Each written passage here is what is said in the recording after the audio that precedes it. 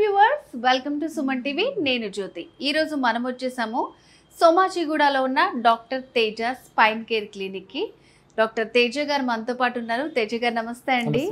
So Teja గారు, ఈ మధ్యకాలంలో మనం చూస్తే చాలామంది నిద్రపోయేటప్పుడు వాళ్ళకి నిద్రలోనే పడిపోతున్నట్టు, లైక్ బాడీ అంతా ఒక జరక్లాగా అట్లా వస్తుందని చెప్తూ ఉంటారు. సో దానికి ఏంటండి అసలు మెయిన్ రీజన్స్? వీటిని మనం హిప్నిక్ జర్క్స్ అంటాం అన్నమాట. అంటే మనకి నిద్రపోయే ముందు జస్ట్ ఏమవుతుందంటే మనకి ఈ కాళ్ళు జస్ట్ జర్క్ రావడం కానీ, ఈ చేతులు బాడీకి కొట్టుకున్నట్టుగా కానీ బాడీ షివర్ అవుతుంది, జస్ట్ షేక్ అవుతుంది ఒక జర్క్ వచ్చి. సో దీన్ని హిప్నిక్ జర్క్స్ అంటాం అన్నమాట. అంటే ఇవి దేనివల్ల వస్తాయంటే మనకి ఇప్పుడు నిద్రలోకి మనం పడుకునేటప్పుడు ఏమవుతుందంటే మన హార్ట్ రేట్ అనేది డౌన్ అవుతుంది, హార్ట్ రేట్ తగ్గుతుంది. హార్ట్ రేట్ తగ్గినప్పుడు ఏంటంటే దానికి బ్రెయిన్ అనేది అడ్జస్ట్ కాదనమాట. అప్పుడు ఏమవుతుంది, బ్రెయిన్ అనేది ఒక నర్వ్ ఇంపల్స్ సెండ్ చేస్తుంది అనమాట. ఇది ఏం చేస్తుందంటే ఈ సిగ్నల్స్ మజిల్స్కి పడిపోతున్నట్టుగా సెండ్ చేస్తుంది. దాన్నే మేము హిప్నిక్ జర్క్స్ అంటాం అన్నమాట. సో ఇది దేని వల్ల వస్తుందంటే మనకి స్లీప్ డిప్రైవ్డ్ అనొచ్చు. అంటే సరిగ్గా నిద్ర లేనప్పుడు కానీ, ఈ ఇన్సోమ్నియా కేసెస్లో కానీ, ఎక్కువ టైర్డ్ అయిపోయి ఉంటారు కదా, ఎక్కువ స్ట్రెస్ ఉన్నప్పుడు కానీ ఈ హిప్నిక్ జర్క్స్ అనేది కామన్గా వస్తాయి అన్నమాట. అలానే మనకి ఎక్కువ కెఫెన్ తీసుకునే వాళ్ళలో కూడా కామన్గా ఉంటుంది. మనకి ఈ కెఫెన్ తీసుకునే వాళ్ళలో కూడా హిప్నిక్ జర్క్స్ అనేది కామన్గా వస్తుంది. అలానే క్రానిక్ స్ట్రెస్, ఎక్కువ స్ట్రెస్ ఉన్న వాళ్ళలో కూడా హిప్నిక్ జర్క్స్ అనేది కామన్గా వస్తుంటాయి అన్నమాట. మనకి ఇక్కడ ఏమవుతుందంటే హార్ట్ రేట్ డౌన్ అయ్యి బ్రెయిన్ అడ్జస్ట్ కాకపోవడం వల్ల ఈ బ్రెయిన్ అనేది ఒక నర్వ్ ఇంపల్స్ సెండ్ చేస్తుంది. ఇది ఏం చేస్తుంది, ఈ మజిల్స్కి పడిపోతున్నట్టుగా ఒక సిగ్నల్ ఇస్తుంది అన్నమాట. దానివల్ల ఈ జర్క్స్ వస్తాయి. దీన్నే హిప్నిక్ జర్క్స్ అంటాం మనం. అంటే దీనివల్ల మనం భయపడాల్సిన అవసరం లేదు. కాకపోతే మనకి ఫ్రీక్వెంట్గా వస్తుంటే మాత్రం మన లైఫ్ స్టైల్ చేంజెస్ అనేది ఇంప్రూవ్ చేసుకోవడం చాలా మంచిది అన్నమాట.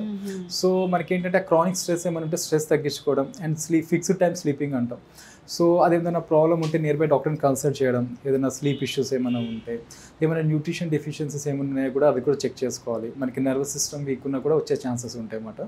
సో ఇవన్నీ చెక్ చేసుకొని మన లైఫ్ స్టైల్ చేంజెస్ అనేది చేసుకోగలిగితే ఈ జర్క్స్ అనేది రావడం తగ్గిపోతాయి మనకి. సో దీనికి ఏమన్నా మెడికేషన్ అట్లా యూజ్ చేయొచ్చు అంటారా? మెడికేషన్స్ అంత అవసరం లేదండి. దీనికి ఏంటంటే అంత హార్మ్లెస్, మనం భయపడాల్సిన అవసరం లేదు. కాకపోతే ఏంటంటే మన లైఫ్ స్టైల్ ఇంప్రూవ్ చేసుకోవాలి. ఇప్పుడు మనకి ఫర్ సపోజ్ స్ట్రెస్ వల్ల వస్తుంది. ఇప్పుడు స్ట్రెస్ కోసం అని చెప్పేసి యాంటీ యాంగ్జైటీ డ్రగ్స్ కానీ వేరేమైనా యూజ్ చేయడం వల్ల ఏమవుతుందంటే అదర్ హెల్త్ ఇష్యూస్ వచ్చే ఛాన్సెస్ ఉంటాయి అన్నమాట.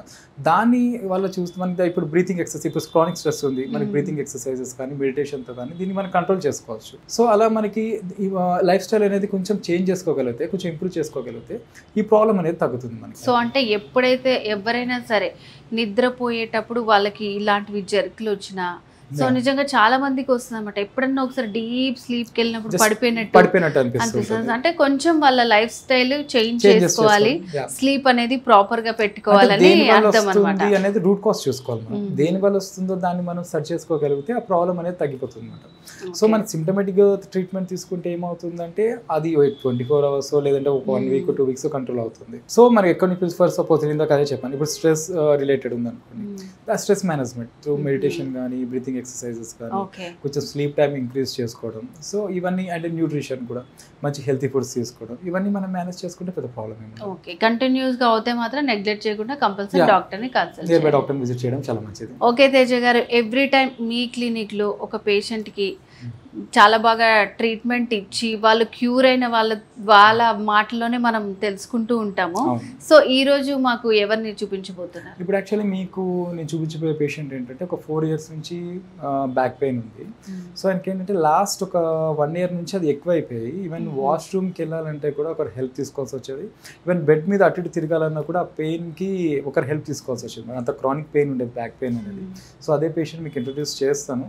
ఇంకేంటంటే ఈ లంబార్ రీజన్లో L4, L5, S4లో డిస్క్ బల్జెస్ ఎక్కువ వచ్చేసి డిస్క్ ప్రొట్రూషన్ అంటాం. ఈ కాలంలోకి వచ్చే నరువు మీద కంప్రెషన్ ఎక్కువై నుంచోవాలంటే కూడా లెగ్స్ షివర్ అయిపోయేవి. సో ఎక్కువ హెవీనెస్ అంటాం, అంటే నంబ అయిపోయి ఒక 2 నిమిషాలు నుంచోవాలంటే కూడా మళ్ళీ కూర్చునే పరిస్థితి అనమాట. సో అదే పేషెంట్ మీకు ఇంట్రొడ్యూస్ చేస్తాను. ఓకే అండి, తప్పకుండా.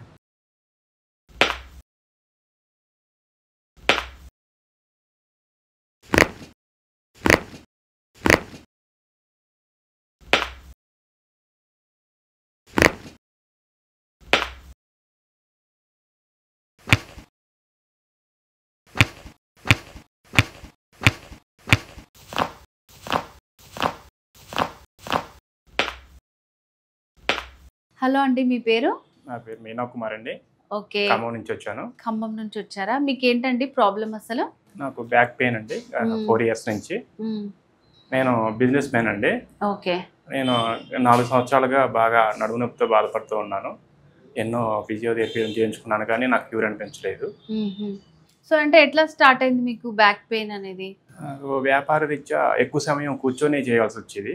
అలా ఎక్కువ సమయం రోజు మొత్తం మీద కూర్చోవడం వల్ల గత 4 సంవత్సరాల నుంచి బ్యాక్ పెయిన్ స్టార్ట్ అయిందండి. సో అంటే మరి doctor Teja spine care clinic గురించి మీకు ఎట్లా తెలిసింది? నేను సామాజిక మాధ్యమాల్లో చూసి డాక్టర్ తేజ గారిని కన్సల్ట్ చేయడం చేయడం జరిగింది. సో అంటే ముందు మీ బ్యాక్ పెయిన్ వచ్చి డైరెక్ట్ ఇక్కడికే వచ్చారా, వేరే ప్లేసెస్ ఏమన్నా తిరిగేసి వచ్చారా మీరు? చాలా ప్లేసులు చూశాను, తిరిగానండి. నాకు అంతగా క్యూర్ అనిపించలేదు. ఇలా సామాజిక మాధ్యమాలు, సోషల్ మీడియాలో చూసి డాక్టర్ తేజ గారిని కన్సల్ట్ అవ్వడం జరిగింది. సో ఇక్కడికి వచ్చిన తర్వాత ఎట్లా ఉందండి ట్రీట్మెంట్ కానీ? మీకు ఎన్ని రోజులు ట్రీట్మెంట్లో మీకు నయం అనిపించింది మీకు? ఇక్కడికి వచ్చిన తర్వాత నాకు ఒక 10 or 15 డేస్లో క్యూర్ అనిపించింది.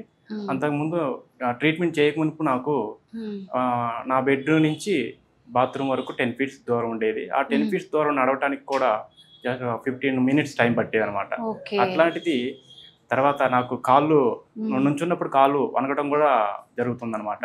అట్లాంటిది నా ఓన్ ఇప్పుడంతా మంచిగా ఉందా మీకు? 99% క్యూర్ అయిపోయాను. సో బ్యాక్ పెయిన్ అంతా తగ్గిందా మీకు ఇప్పుడు కంప్లీట్లీ? సో వంగడం కానీ అవన్నీ చేయడం వస్తుందా మీకు ఇప్పుడు? మీ పనులు మీరు చేసుకుంటున్నారా? Okay okay. అంటే ట్రీట్మెంట్కి ముందు ట్రీట్మెంట్ తర్వాత ఎట్లా ఉంది మీకు? ట్రీట్మెంట్ ముందు నా బెడ్ దగ్గర నుంచి బాత్రూమ్ వరకు 10 feet గ్యాప్ ఉండేది. అక్కడ నడవటానికి కూడా 15 నిమిషాలు టైం పట్టేది. తర్వాత 2 నిమిషాల నుంచి ఉంటేనే నా కాలు మొద్దుబారి తిమ్మిర్లు ఎక్కి బాగా నొప్పిగా ఉండేది, వణుకుతూ ఉండేది అనమాట. అట్లాంటిది ఇప్పుడు ట్రీట్మెంట్ తర్వాత నేను మంచిగా యాక్టివ్గా 19% క్యూర్ అయిపోయి ఉన్నాను. ట్రీట్మెంట్ ముందు ఏంటంటే నేను హాస్పిటల్కి రావాలంటే నా ఫ్రెండ్ సహాయం తీసుకొని వచ్చాను. ట్రీట్మెంట్ తర్వాత ఇప్పుడు నేను ఓన్గానే హాస్పిటల్కి వచ్చి చేయించుకున్నాను. సో అంటే మీ ఫ్రెండ్స్ హెల్ప్తో లేకుండా ఉండలేకపోయేవారు, ఇప్పుడు మీరు ఒక్కళ్ళే మీ పనులన్నీ చేసుకోగలుగుతున్నారు. నొప్పి 10-15 డేస్లో మీకు క్యూర్ అయిపోయింది. ఓకే. సో అంటే ఇట్లా మీలాగా నడుము నొప్పితో బాధపడే వాళ్ళకి మీ ఫ్రెండ్స్కి ఎవరికైనా చెప్పారా ఇట్లా తేజాస్ క్లినిక్ గురించి మీరు? చెప్పాము. ఇక్కడ తేజ గారి క్లినిక్ చాలా బాగుందని చెప్పేసి మా ఫ్రెండ్స్కి, బంధువులకి కూడా చెప్పాను. వాళ్ళ అవసరం అయితే వచ్చి కన్సల్ట్ అవుతామని చెప్పేసి అన్నారు. ఓకే. సో దీనికంటే ముందు మీరు చాలా క్లినిక్స్కి వెళ్ళారు, ఇక్కడికి వచ్చిన తర్వాత మీకు క్యూర్ అని అనిపించింది. సో ఎట్లా అనిపిస్తుంది అండి ఇప్పుడు మీకు? అంతకుముందు నేను చాలా ఇబ్బందిగా బాధపడుతూ ఉండేవాడిని. నాకు తెలుసు ఆ బాధ ఏందనేది నాకు మాత్రమే తెలుసు. నేను ట్రీట్మెంట్ తర్వాత ఇప్పుడు 100% క్యూర్ అయ్యాను కాబట్టి నాకు చాలా సంతోషంగా, హ్యాపీగా ఉన్నాను. ఓకే అండి, థ్యాంక్ యూ సో మచ్.